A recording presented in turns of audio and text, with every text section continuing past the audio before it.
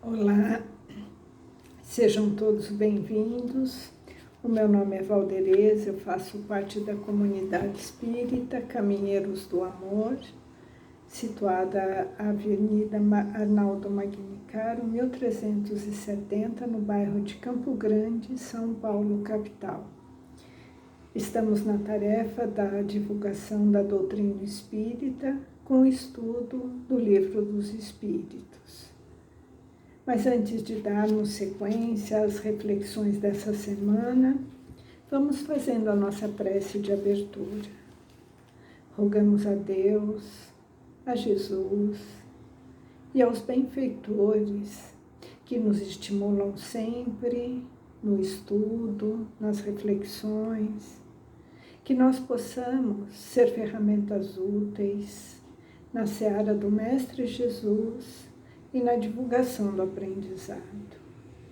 Que possamos também, através do nosso conhecimento, fazer a nossa reforma íntima, que nos conduzirá ao conhecimento e ao progresso espiritual. E assim teremos a lucidez e a condição de sermos úteis na seara do Mestre Jesus. Que assim seja, graças a Deus, graças a Jesus.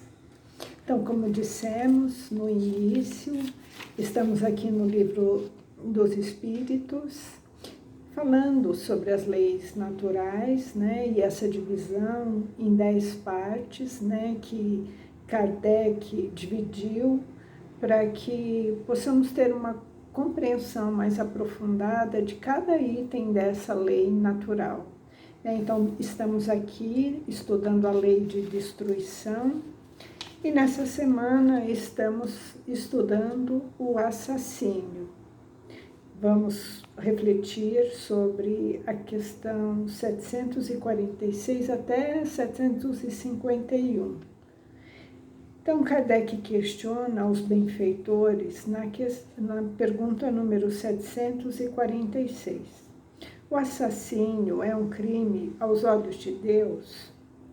E eles respondem, sim, um grande crime, pois aquele que tira a vida de um semelhante interrompe uma vida de expiação ou de missão, e nisso está o mal. Então, já temos estudado no Livro dos Espíritos, no Evangelho, que toda vez que nós nos afastamos da lei do amor, que é uma lei natural, nós estamos infringindo a lei de Deus. E dentro dessa lei natural, como falamos, Kardec fez a divisão em 10 partes. Nós já estudamos sobre a lei de conservação, que ela vem nos falar, nos trazer notícia que nós somos responsáveis por preservar a vida. E quando a gente fala preservar a vida, nós não estamos falando só da nossa vida. Nós estamos falando da nossa vida, da vida do próximo, da vida dos animais, da vegetação, de tudo que nos cerca, pois tudo é vida.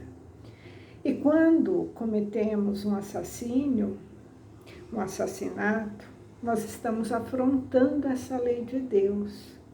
Então, teremos que nos recompor, porque toda vez que nós nos afastamos da lei do amor, nós vamos ter que prestar contas, nós vamos ter que fazer as reparações.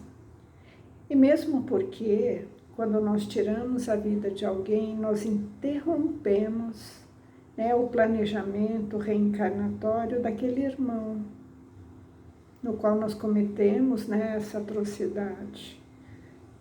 Então, nisso sim, existe um mal.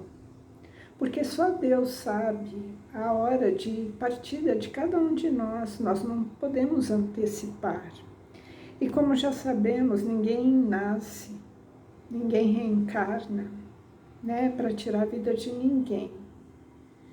Então, diante de alguma situação, cada um através do seu livre arbítrio, pode sim afrontar essa lei de Deus.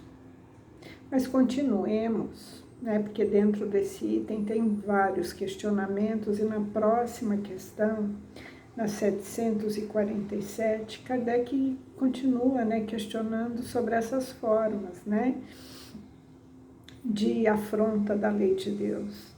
Então ele pergunta: há sempre no assassínio o mesmo grau de culpabilidade? E eles respondem: já o dissemos, Deus é justo e julga mais a intenção do que o fato.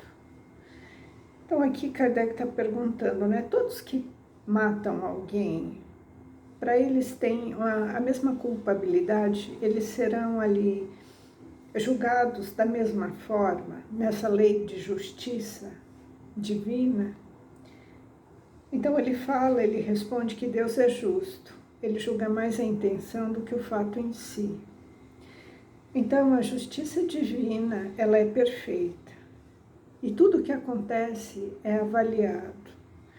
Então aquele que pratica esse ato vai ser avaliado por Deus todas as circunstâncias, até as circunstâncias que nós desconhecemos. Qual era o sentimento, qual era a intenção, qual foi a motivação. Então, muitas coisas, quando a gente escuta, né, uma situação dessa, a gente não tem a extensão e nem a compreensão do que aconteceu de fato. Então, a justiça divina, ela é perfeita, porque Deus é bom, Ele é Pai de amor, e nós somos filhos de Deus. Então, quando acontece um ato desse, tem sempre uma motivação. E o que importa, como ele disse aqui, Deus, que é justo, ele vai avaliar todas as circunstâncias, então ele vai dar mais importância para a intenção do que pelo fato em si. Então, não é que tudo que está sendo aprovado é uma condição difícil, não é isso. É que tem fatores, né, nessa condição que muitas vezes fogem à nossa compreensão. Mas Deus sabe de todas as circunstâncias, né, do que aquele fato aconteceu. Mas voltamos a dizer, ninguém reencarna para tirar a vida de ninguém, né? Se o fato ocorre, ali tem toda uma condição, tem uma intenção em cima daquela circunstância que não nos cabe, né, o julgamento. Então tudo vai ser avaliado, assim como, né, a justiça aqui dos homens, quando tem uma ocorrência dessa, um assassinato, eles vão avaliar todas as circunstâncias, né, aqui no mundo material, para verificar qual foi, né, a culpabilidade, se aquela pessoa tinha conhecimento, se ela era portadora da consciência, da razão, qual era a faixa etária, por que motivação, né, que se deu aquele assassinato, se foi uma leviandade, se foi uma atrocidade, né? Todas as circunstâncias, ou se teve uma frieza, se foi calculado, se foi planejado. Então, se existe todos essas avaliações no mundo material, que dirá com a justiça de Deus, que desconhece coisas e fatos que a justiça dos homens desconhecem, né? Então, essa seria esse posicionamento, né, dessa resposta. Na 748, Kardec pergunta: Deus excusa o assassínio em caso de legítima defesa? Então, quando a pessoa se defende, Deus desculpa esse ato? E eles respondem: só a necessidade pode excusar.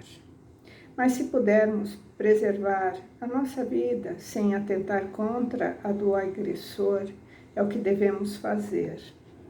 Então aqui de novo, né? A justiça divina é perfeita, ela vai avaliar tudo. Deus considera mais a intenção do que os fatos. Então, se alguém tem que tirar a vida de alguém em legítima defesa, ele é menos culpado, né? Ele pode ser, sim, perdoado, desculpado nesse caso. Então aqui, de novo, vem a intenção, né, do que é a condição do fato em si, do que o ato, né? Mas ele fala, se houver a possibilidade de poupar, né, o agressor, mesmo que for para defender a nossa vida, em legítima defesa, né, da nossa vida, porque isso também faz parte, né, do instinto da lei de conservação. Se nós podemos poupar a vida do agressor, que isso seja, sim, poupado nessa condição. Se o homem tiver essa condição, ele pode, sim, poupar. Se a vida dele tiver ali numa condição dele conseguir, né, se livrar daquela condição, poupando a vida do agressor, seria, assim, a melhor condição. Mas se não houver a possibilidade, ele estiver ali defendendo, né, a sua própria vida ou a vida daqueles que estão ali próximo dele, né, que sejam familiares ou outras pessoas, né, ele é desculpado, sim, por Deus. Então Deus conhece ali a intenção, que vai no coração. Deus sabe tudo o que se passa no coração daquele que muitas vezes tem que tomar essas decisões de forma muito rápida, intensa. Então, é o que vai, o sentimento, o que movimentou, né, nessa situação para que houvesse o assassinato daquele agressor. Na 749, Kardec pergunta: o homem é culpável pelos assassínios que comete na guerra?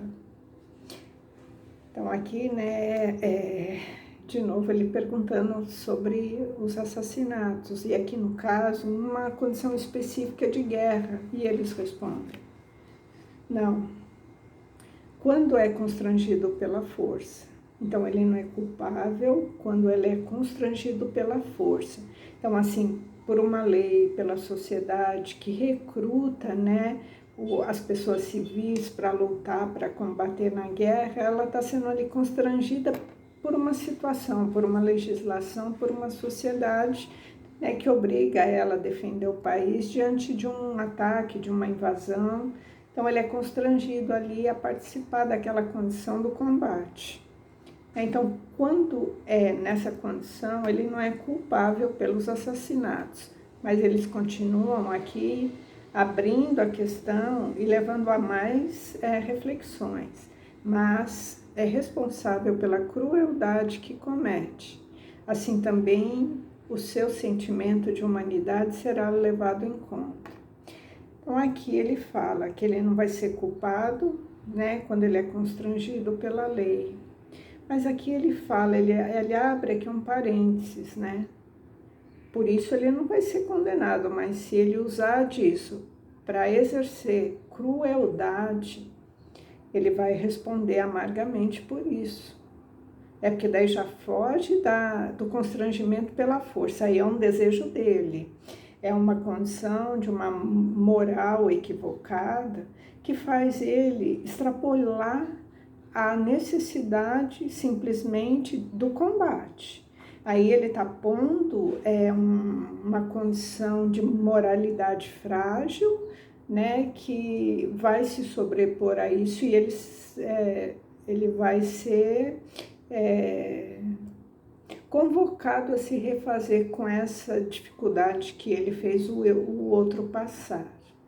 É uma coisa assim, você está combatendo na guerra, né? Você tem que...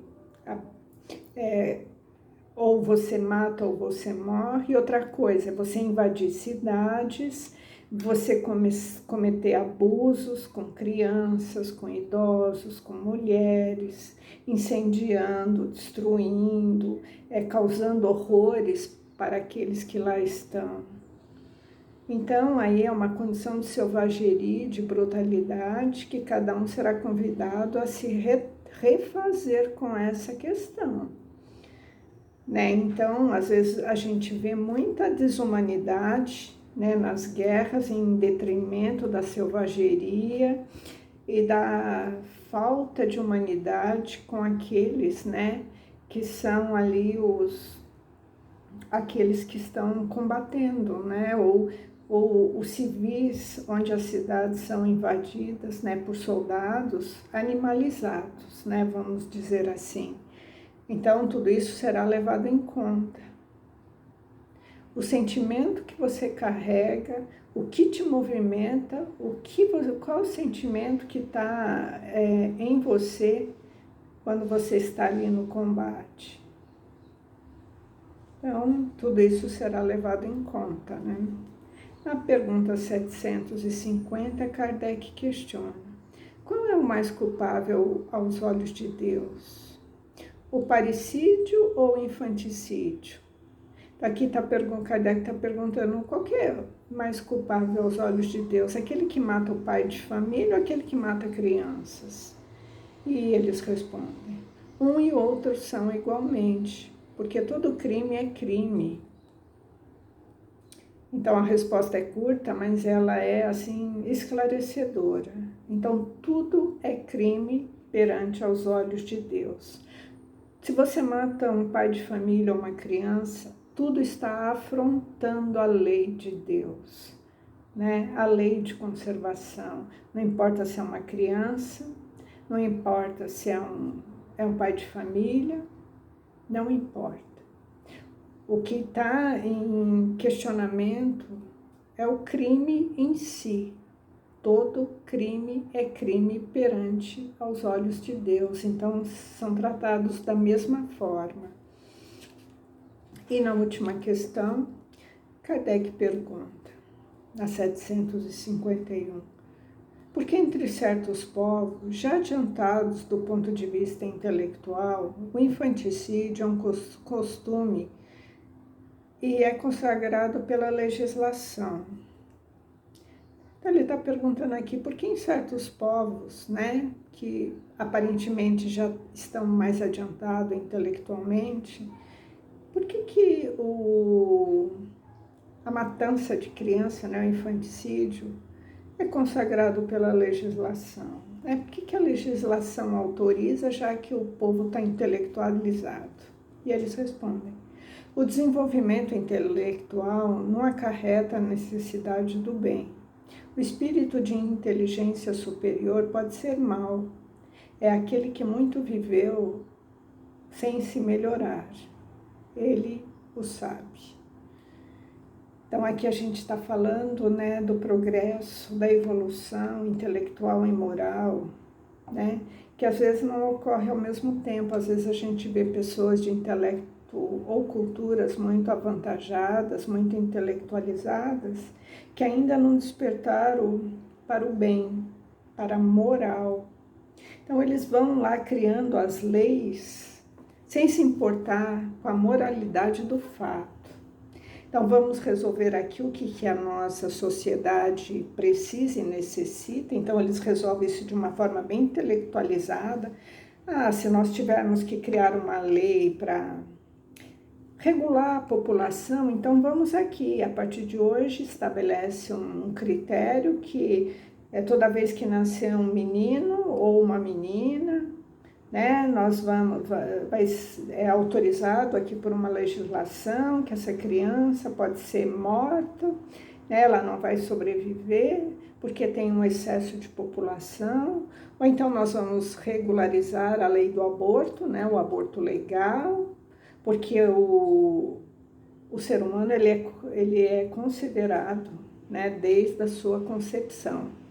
Então, a partir da sua concepção, já é um ser humano, já é um espírito, né? E o aborto legal é um infanticídio.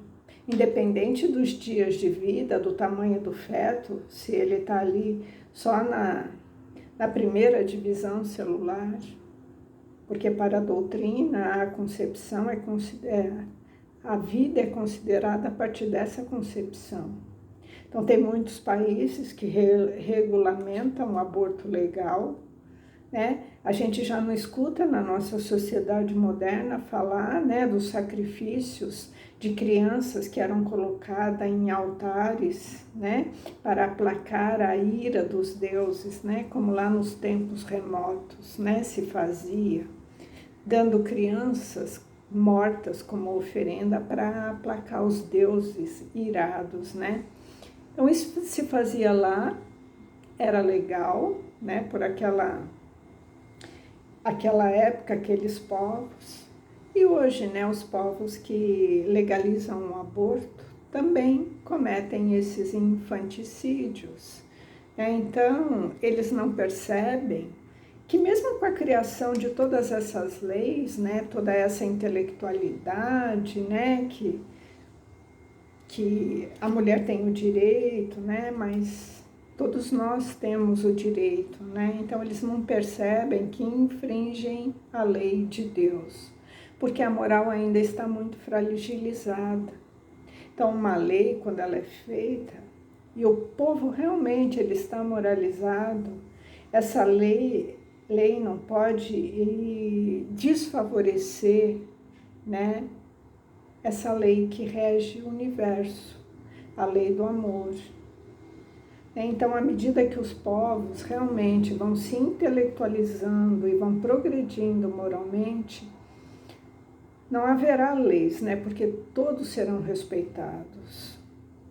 Os idosos, as crianças, os adolescentes, a natureza, os animais, todos viverão em harmonia, né? A harmonia será geral pelo planeta e não haverá leis, porque cada um será responsável, cada um vai estar conectado, né, com esse eu maior e com essa moral realmente e as virtudes já desenvolvidas. É assim, né, que caminharemos para os mundos, né, de regeneração. É por isso a importância que nós temos, né, de estudar, de ampliar a nossa consciência, de perceber qual é o nosso papel no universo, porque só assim teremos a compreensão, né, da nossa utilidade nessa comunhão com Deus. Excelente semana a todos. Fiquem com Deus.